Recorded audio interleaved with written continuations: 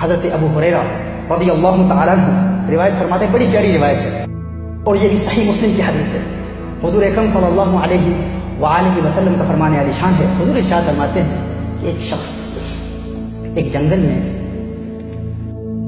بادل سے ایک آواز سنتا ہے، جنگل میں ہے اور اوپر بادل سے ایک آواز آتی ہے کہ ہے بادل، تو فلاں جگہ جا اور فلاں کے باغ کو سیراب کر دے، یعنی وہاں اس باغ پر پانی برسا۔ یہ بادل کو دیکھتا ہے کہ بادل وہاں سے موو ہو جاتا ہے، متحرک ہوتا ہے۔ یہ بادل کا تعاقب کرتا ہے، جہاں بادل جا رہا ہے وہ پیچھے پیچھے جا رہا ہے اور وہاں پہنچ جاتا ہے جہاں بادل برستا ہے۔ جب دیکھتا ہے کہ بادل ایک باغ پر برس رہا ہے، دیکھتا ہے کہ ایک شخص وہاں موجود ہے اور وہ ایک نالا بادل کی برسات سے بھر گیا ہے اور ایک شخص وہاں اپنے ایک پھاوڑے کے ساتھ، ایک پینچے کے ساتھ وہ اس پانی کو آگے پیچھے کر رہا ہے۔ یہ اس کے پاس جاتا ہے، کہتا ہے اللہ کے بندے تیرا نام کیا ہے؟ یہ اپنا نام بتاتا ہے اور پوچھتا ہے تو نے میرا نام کیوں پوچھا؟ اس نے کہا تیرے چرچے تو بادلوں میں ہو رہے ہیں۔ اس نے کہا تیرا ذکر تو بادل، نے کہا کیسے؟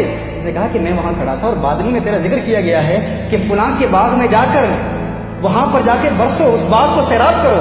اس نے کہا تیرا کیا عمل ہے؟ اس نے کہا تو جانتا ہے میری حقیقت کو، تو تجھے بتا دیتا ہوں کہ میں اپنے باغ پر نظر رکھتا ہوں، اپنے باغ کی پیداوار پر نظر رکھتا ہوں اور پھر اس کو 3 حصوں میں تقسیم کرتا ہوں۔ 1/3 اس باغ کی اپنے گھر کے اخراجات پر خرچ کرتا ہوں اور دوسرا 1/3 اس کا میں باغ پر ہی لگا دیتا ہوں اور تیسرا 1/3 اس نے کہا یہ 1/3 1/3 میں اللہ کی راہ میں صدقہ کر دیا کرتا ہوں، اللہ کی راہ میں دے دیتا ہوں۔ یعنی وہ یوں تقسیم کرتا ہے۔ اور کیجئے جو اللہ کی مخلوق کی خدمت کرے اس کے چرچے پھر بادلوں میں ہوتے ہیں، آسمانوں میں ہوتے ہیں، اور اللہ عز و جل اسے کیسی مدد کرتا ہے۔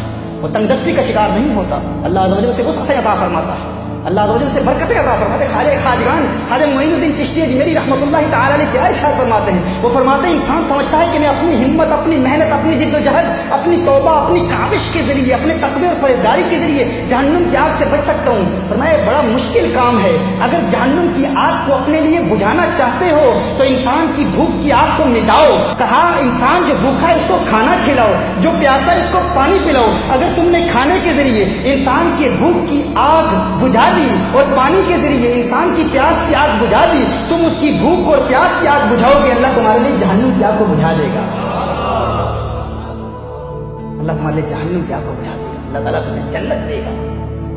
جنت جانا چاہتے ہو، جہنم سے بچنا چاہتے ہو تو اللہ کی مخلوق کی خدمت کرو، اوائڈ کنزیومرزم، اس کو اوائڈ کرو۔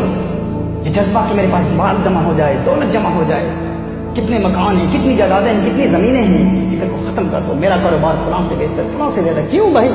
کیا کرنا ہے اس کاروبار کو؟